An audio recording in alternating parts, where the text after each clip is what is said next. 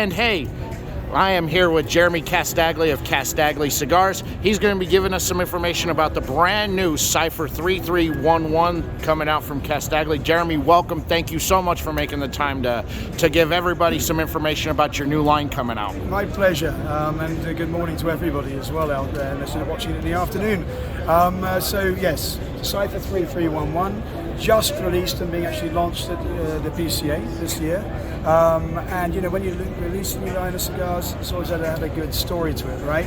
This one happens to be a very beautiful story, which I think will touch all cigar smokers actually. So let's start off by showing you the cigars. We have them here. We can make it even easier by saying there's going to be 4 of them, right? And they have these 2 here, which are the slightly darker ones, are named after German coding machines. The Cypher C3311 consists of the Lorenz and the Enigma. You might have heard of those things. And of course, the lighter ones, the good guys, are made up of the Colossus, which was the computer that Alan Turing made to penetrate those cigars for those machines, and the Needle. So why do we come with those names? Is actually a beautiful story about my family. So we will show you the close look at the cigars in a minute. But let's start off with the story. So my grandfather was a prisoner of war of the Germans for 4 years, and he's actually one of the, most famous prisoners of war. If you can imagine going through hell like that and wanted to be famous, he certainly didn't. But when he was captured in 1941 in Crete, as an officer, he wasn't allowed to do any work. So in the first 3 to 4 months of captivity, he started embroidering. He was actually an amateur squash player. He was an embroiderer, just had a bit of fun doing that, and he was based in Egypt and Manchester, part of our Cotton family, of course. And this is the first bit of art he did, and this is what made him famous. So if you look here closely, you can see that this is actually created from a Greek general's sweater he unraveled and did 100,000 stitches. You can see it was actually made in 1941, you can see the cotton spools he sewed around here, and you'll see that he's done the 4 protagonists of the time, the fighters. That was Great Britain, Soviet Union, Nazi Germany, and the Italian Eagle. Of course, America came in about that time, and he wasn't going to unravel the whole thing. But the Germans loved it. And he did these and many other embroideries, which you can see in this book, which is available online, actually, and I'll come to that later. But what the Germans never discovered was the secret coding he did. If you see this Morse code running on the inside and on the outside, on the inside it actually said, "God save the King," 3 times, and on the outside it says, "Fuck Hitler." So of course he was known as the man that stitched up Hitler. And so whenever this thing is displayed in a museum, which it has been since the 1950s, every 3 or 4 years, they asked the family to put it up in a museum. The last time was the Albert Museum in 2012. Well, the Imperial War Museum got hold of my father, who's also a military man, and said, "Captain Casdagli, we have some documents in regards to your grandfather, which you need to hand you." And the documents they handed him were coded letters he had written to his wife, my grandmother, whilst he was in captivity. The Red Cross would ensure that they arrived. And in those letters was all sorts of information about escaped prisoners of war, down pilots, what he was seeing from the sky when he was allowed to look at it and wasn't in his cell. And so we found out from that he was a member of what we call MI9. And it was at that point I knew I had to create a line of cigars for him, to honour him, and also the Red Cross. He had a quote: "My embroidery saved my sanity, the Red Cross saved my life." So what I put together were those cigars I showed you earlier, and I wanted to make them very, very special. Let's just show you a close-up of one of them. What we did is we actually had to choose a beautiful band for it. Now I wasn't going to fit that whole tapestry in, what he did, embroidery, what have you, but here's the Diademas. That's a bit of Vegas heat that's been laying into this, because we wanted to show it without the cellophane for people. So you see this beautiful badge here. We called it obviously Cypher 3311 to really talk about the secret war in World War II and the codes he was sending. So we chose that design from his original embroidery, which you can see here. This was done in 1943 in the camp. And what you see, what you're going to see on the band is squash rackets. He was an amateur squash champion of Egypt, the Signia Major, and the Escape Committee ladder, which the Germans allowed him to display. They knew he was a bad boy. That's why he was in Spangenberg Castle when he did this. It was kind of like Colditz.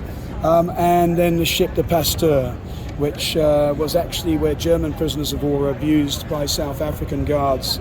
And there were a lot of reprisals against the British, of course. But he did that. I said, "Granddaddy, why did you do it?" He says, "Jem, it's to honour all prisoners of war anywhere." So it's very moving. So I had to create some very special cigars here. And so I've had some tobacco, which is we call exotic tobacco from Costa Rica, from the same factory that are Daughters of the Wind line. And that is 100% of that beautiful tobacco which you have in Costa Rica. It's not Costa Rican, they've had some special procurement, special leaves, and I can tell you about that another time when I meet you all. And we have that for the Lorenz and the Enigma. And we have then, it's got an Ecuadorian Habano wrapper. And for the Needle and the Colossus, we have that leaf tripper in there, penetrated, as you will, by Peru and Dominican. It's a little plain. So the cigars we're only making, this year, we actually make it 1 year ahead of time.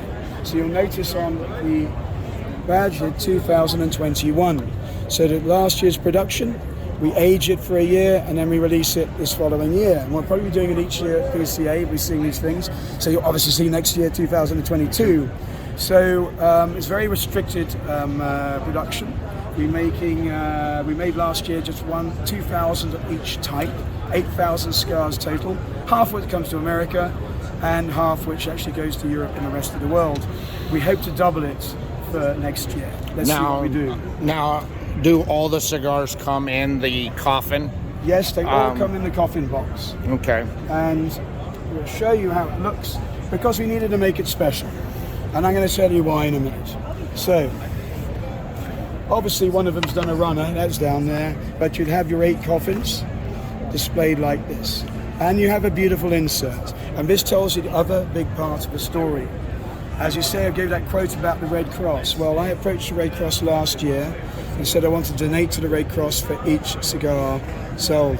They said, "Jeremy, we can't receive cigar, funds from a tobacco company, but you can give it to us personally from your sales, and on the basis of your grandfather's story, we would like you to use our name also in your marketing materials to let the people know if they are taking a cigar, part of that is going to the Red Cross." And we're not talking small parts either. We are delivering over, I've got to do the conversion to dollars, about $1.50 per cigar that is sold goes to the Red Cross from my price. So I'm delighted with that. So you just know that actually the Red Cross is proud, is said to stand tall with cigar smokers of this line, because it's about my grandfather's story, it's not about the tobacco. Meanwhile, they did say, by the way, I bet cigar smokers love military history, stories about perhaps the Red Cross, and I said indeed. So it's nice to have little allies in this business. So we have this beautiful insert, and then we have the cigars. They all come in their own coffin boxes, as you can see, the one over there, how big it is. Yes. We also displayed poppies, 8 poppies, which is about remembrance. And you will see lots of Morse code here. Yes, of course, we have "Fuck Hitler" on the bottom. And on the top we have "God Save the King." And you might notice these 3 witches. A lot of these things I want you to discover. You can go online on our site and find out about this or do research. But 3 witches have something to do with MI9 again. So that's the main part of the quick part of the story. But if you really want to understand more about my grandfather, what he does, you can simply Google Casdagli Fuck Hitler. This is a very exciting project, as you can imagine, with a bit of tongue-in-cheek. So yes, as I told you, they came from the same factory that does Daughters of the Wind, which is the IGM factory in Versions Gonzalez Martinez in Costa Rica. It's actually run by Cubans, expats. And so that brings us on to a little bit of a story about what we also have for you, because many of you know about our Daughters of the Wind line. Well, we're very excited, as you can see from the video here, and if I point up at that at the Sabino, We are nominated for the Cigar Journal Awards for the second time running for other countries. What that means, if it's not to Nicaragua, Dominican Republic, and Honduras, or Cuba, then the rest of the world's taken into respect with this award. So we're up against some big stuff there. Last year, the whole line got voted in, and this year it's our lovely Sabino. You might still have a chance to actually vote for us if you love us, of course, and if you like the cigar. But that's going to be awarded in September. So thank you for those guys down in Costa Rica. I've been partnered with them now for about 10 years. So they've done a great job. And thank you very much. And I have a question. How did the name Daughters of the Wind come aligned for coming up with that brand? Thank you. Yes, as some of you might know, that we actually have a big history in Egypt, running for over 100 years, from 1860 through to 1958. And that's, of course, when the Egyptian Revolution threw out the old King Farouk. So we actually had, in 1918, purchased the horse stables, the Sheikh Ubayd stables. So the Daughters of the Wind is a name that refers to Egyptian racehorses. So it comes from an old Bedou poem, 600 AD, and it's one of his lovely long flowery poems about a lost tribe, a Bedou tribe in North Africa. They had horses with them. They were running out of water. They sent the horses off to find water. 4 came back. They called them the Daughters of the Wind, and they gave them each a name, and one of the names was Rahman. You see, the 4 horses became the 4 cornerstones of Egyptian racehorse breeding, and that one was almost extinct, and our family saved it from extinction in 1918. You can read all about that both on our site, or if you really want to get into, if you're real horse lovers, you can go Daughters of the Wind, Casdagli, Manchester, and you will get the independent blog from an Egyptian in the World Bank, who's put all the stories together and a lot about our family. So that gives you that thing. And all the other names, Calico, Cremello, Sabino, and Calico, and you've got the Rabicano, sorry, somewhere there. Oop, I think they're sold out. They are all the colours the horses had, like mottled whites and red browns. So, and lovely, and by the way, it's a lovely name, and one of the reasons we've always been very big in the Middle East, because it's part of their history as well. Now I have a follow-up, since I'm actually getting to talk to you personally on this. Do you know what your family's history has been with tobacco throughout? Because we're all aware of the cotton, the history of the cotton, but I'm wondering, does the family have a deep history in tobacco as well? Well, yes, we traded in Turkish tobacco, and we had fields in Macedonia. As far as premium tobacco, we have a very big story. It comes from 1951. Our booklet, or online, you can read about that. So if I just refer to this, basically in 1951, there's all written about it here, and it's good to do this. This is our Cuban legacy. That gentleman with the lovely fedora hat is my great uncle Emmanuel, and he's headed negotiations in 1951 for the British Border Trade with the Cubans, who actually were looking to get rid of their reliance on America. And there's nothing more than Great Britain wanted his in those days but the United States, because we're the big 2 trading empires, with, of course, the Soviet Union doing its thing separately. So they had a secret negotiations and concluded that it was all about sugar initially.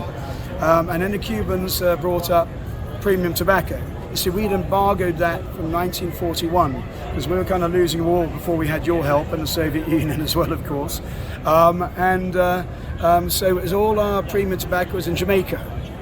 So when the Cubans said on day 3 of the negotiations, which was held in Cornwall at the Imperial Hotel, as far away from prying eyes as we could see, because we didn't want to let the Americans know, or in fact the British public, until it was done, because whatever deal we were doing was going to hurt the British dominions in the Caribbean. Sugar, that means Barbados and Antigua were going to get hurt, and as far as premium tobacco, that's Jamaica devastated from that business. But he seemed to like Cuban tobacco, did Emmanuel, and it was up to him, his call, and he pulled it off to start importing Cuban tobacco again throughout the British Empire. He became very unpopular, of course, when it hit the headlines, which you can read all his article. It's in the head page of the Daily Express, and you can see here cigars, 10 years work threatened, sugar halting expansion plans. We were really messing up the British Caribbean, and obviously island tobacco men may be ruined. Now, when my Uncle Emmanuel was asked to comment about this, and to quote it, he said, well, he said, it's just a negotiation. Maybe yes, maybe no, which of course was going ahead. But the chap said, Mr. Evans of the Daily Express says, can we actually quote you on that? He says, yes, you can. The name's Casdagli, spelled S-M-I-T-H. Now, beep off. And you can see that here. So we became one of the most hated families in the British Caribbean, but beloved in Cuba, which of course was premium tobacco. So that's where we got involved, not in manufacturing, but in trading, as we wished.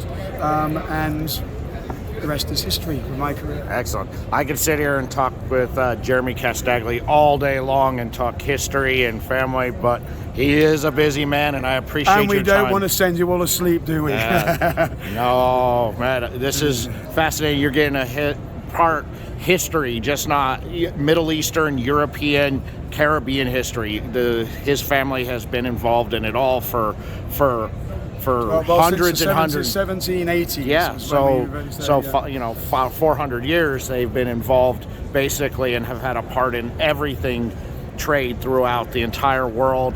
Fascinating, man. I appreciate your time, Mr. Casdagli. Thank you so much. Thanks for listening, and thank you for smoking. Thank you.